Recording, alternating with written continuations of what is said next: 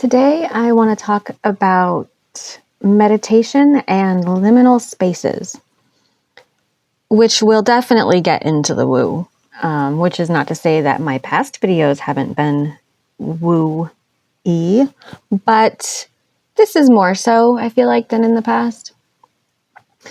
I don't think I've really talked about meditation yet here.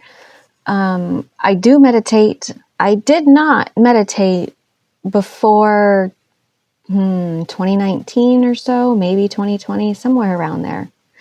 I started meditating before the pandemic, but it wasn't long before the pandemic. And my meditation journey is directly related to the metaphysical experience I had while I was giving birth in 2017. It's the very first video on this channel. I'll put a little link in the corner of the video, so if you want to go back and listen to it, you can. The basic gist is that I had a very traumatic labor over the course of 3 days. There was lots of blood loss. There was lots of Pitocin, which, if you don't know, greatly increases the pain the woman feels. I left my body. I had an experience in the I had a metaphysical experience, which basically was a pep talk where, in the experience, I was saying, I can't do this. And then this avatar of someone was there and said, yeah, you can. You totally can. You got this. He said it differently, but that's basically what happened. So that happened when I was giving labor. I had no vocabulary for what that was, because up until that point, my life had been very logic, scientific based, and not very high on the spiritual side. Definitely not high on the metaphysical side. And after I had that experience, I was trying to figure out what it was or how to even talk about it, because it was so outside of everything that I'd ever experienced. I got into meditation because of that, because I was just trying to figure it all out. And at first, when I started meditating, I couldn't really calm my brain, and I needed to find a guided meditation that worked for me. I ended up asking my cousin. My cousin's very spiritual and very into meditation and all sorts of things, and she sent me a video on YouTube. I don't have it anymore, so I can't link it here. I don't even know how I would find it. This was so many years ago. But she sent me a video on YouTube of a guided meditation. And basically what the woman had you do, in the moment, I didn't know this is what she was doing, but I've since learned a lot about this stuff in the past few years. And what she basically was doing was coaching you into an out-of-body experience. I didn't realize that at the time. Anyhow, to be fair, I think that's what meditation is. For the most part, your consciousness is leaving the material world and experiencing something else. For most people, what they experience is what they're trying to experience, which is calm and centered, balanced, not being so anxious and blah all the time, which is how most of us are due to our society and how we've set up everything to work. So eventually I started doing this guided meditation, and a big part of the meditation is visualizing a door. And she doesn't tell you what the door looks like. You have to figure out what the door looks like yourself. You just know that there is a doorway you need to go through. You decide what it looks like. And then when you go through the doorway, there's stairs. Again, you decide what those stairs look like. You decide what they feel like and sound like. And from there, you just sort of, she tells you that it's a garden, but she doesn't tell you what it looks like. And you have to illustrate your own meditation landscape. But she gives you the bare bone outlines, and then you color in the details, which I think is a fantastic way for people to start with, well, whatever it is. I think it's sort of like beginner astral travel a little bit, or at least beginner intentional astral travel. I think a lot of us might astral travel in our dreams, but not really be aware of it or in control of it.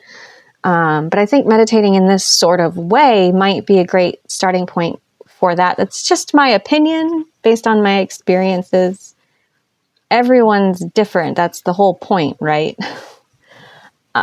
So I've been going to this meditation garden. That's how I think of it for years now. And when I'm there, I talk to people, and sometimes I talk to not people. And by which I mean, like, I've seen dead ancestors. I've seen dead pets.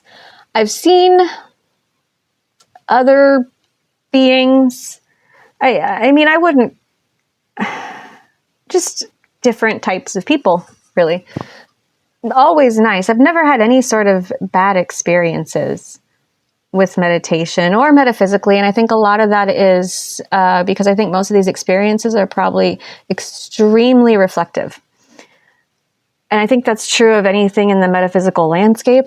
I think the universe reflects you. And so whatever you are feeling, whatever you are thinking, that's what the universe is going to reflect back to you. So if you're in a dark mindset, you might experience some dark shit. And I think I haven't done psychedelics or anything like this, but I think that's why when people say, if you're going to do psychedelics, make sure you're in the right headspace. And I would say that's probably true of a lot of spiritual practices. People can use spiritual practices to get to that headspace, but I also think like there are certain things that if you're going to try doing them, for instance, doing baby step astral travel to a meditation garden, you might want to just make sure that you're not going through like any kind of dark stuff. Because I think maybe when people have experiences, like I said, I think it's overwhelmingly, I think it's reflective of whatever you're putting out there. And you know, people go through things and there are darknesses, and it's our sort of job, in my opinion, as humans to sort of like figure out how to flush it out. I'm just spitballing here. Anyhow. So that said, in the spirit of going through dark things, I have recently lost a pet. My cat. I've had her for almost a decade. She was a shelter stray when I adopted her. I think she was somewhere around 5 or so when I adopted her. She was like 14 and a half-ish, or best I could tell, when she died the other day. And I was really sad. And she was old and she had been sick and I knew she was going to die. We knew it was coming. It wasn't a surprise, but in my mind, I had kind of prepared myself. I was ready. I was ready for her to not be having suffering. But when she died, it hit me harder than I thought it would. I thought I was more prepared, and I was just so sad. Much sadder than I thought. And I kind of heard a voice in the back of my head say, you should meditate. And that's usually how it goes. I hear a little voice in the back of my head, meditate. Which I take it sort of as like my spirit helpers or whatever you want to call it, just sort of telling me like, hey, come over to this place and we can talk it through. So I did meditate, and it went way differently than usual. And so the best way I could describe it is like when I go into my meditation space, I have steps. I have like a little like tunnel of light that I visualize. And I often will reach out and touch the edges as a way of grounding myself within the experience. So when I see the tunnel of light, I intentionally reach out my arms so that I can feel it in my hands. It makes it more real for me. And I did that. But when I got to the door, it just sort of like, I looked at it and the door just sort of like, not melted away, but just sort of like, I don't even want to call it pixels, but it sort of dematerialized is the best way I could put it, although I wouldn't even say that's quite accurate. It was like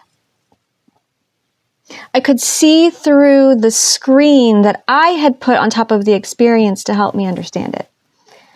And I had this whole conversation with the beings that I usually talk to that I think of as like my spirit guides. There's 4 of them that I always talk to. It's always the same 4.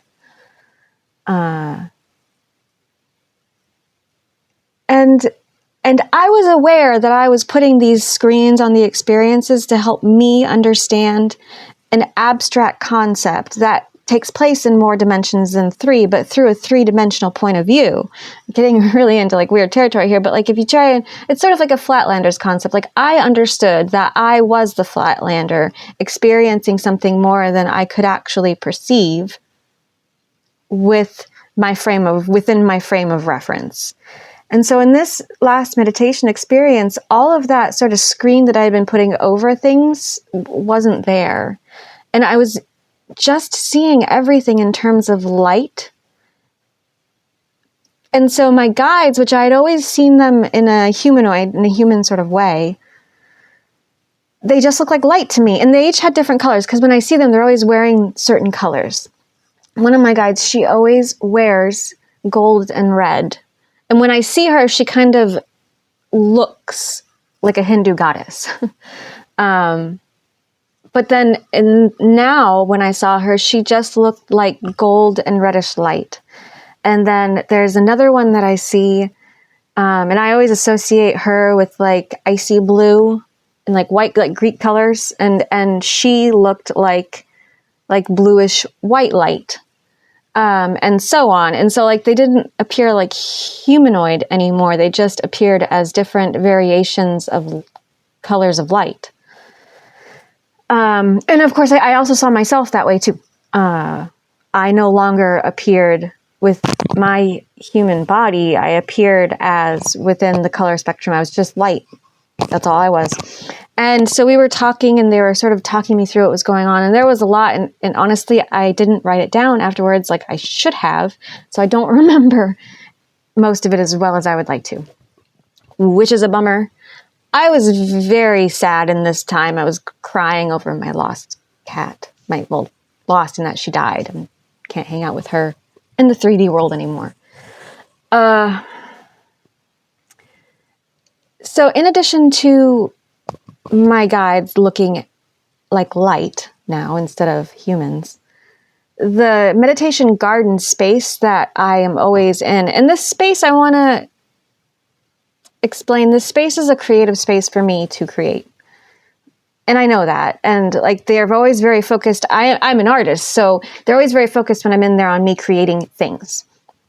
All kinds of things, just literally whatever I want to create. There is no limit in this space. I can create anything I can think of. But I still have to create it. I have to like think about how it works and how it operates and the intricacies. It's not just like, oh, I want to make I don't know. Nothing's coming to my head right now. It's just like creating anything in the 3D world. You have to think about how each little piece works together. It's the same idea, but without the physical limitations. It's lovely. But the space, because I wasn't putting the screen on it that I had put there to help me understand, the space was just sort of not a void. It was a distinct space, but it was sort of foggy. It was like a foggy space. There wasn't color, but there wasn't lack of color. There wasn't light, but there wasn't darkness. It was a very in-between space. So much that I actually asked them, what is this place? And they said to me, this is a liminal space where we can all come together and interact. I like to think of myself as a fairly intelligent person, so I had heard of liminal spaces before. But when I thought of a liminal space, I was thinking of a very physical space that is so nondescript and non-distinctive. It feels like places you've been before, even if you haven't been there. And I'm sure that is probably one of the definitions of liminal spaces, right? But just to be sure, I did a Google, and I double checked. Actually, to be fair, I did a DuckDuckGo because seems safer. And I double checked different definitions of what liminal spaces are. And one of those was sort of like a place in between worlds, which I thought was really interesting. There's no real destination of this video. I just sort of wanted to talk about these experiences that I've been having when I meditate, talking to other beings, understanding that I am having a screen experience, but also being very comfortable with that screen experience. And then going from the screen experience to what is potentially not a screen experience, or at least a lesser, thinner screen, you know. The universe is a wildly interesting and mysterious place. So is life. Anyhow, hope you enjoyed. Please subscribe. I have like 13 subscribers, so I love all my subscribers, but I would like more. Thank you.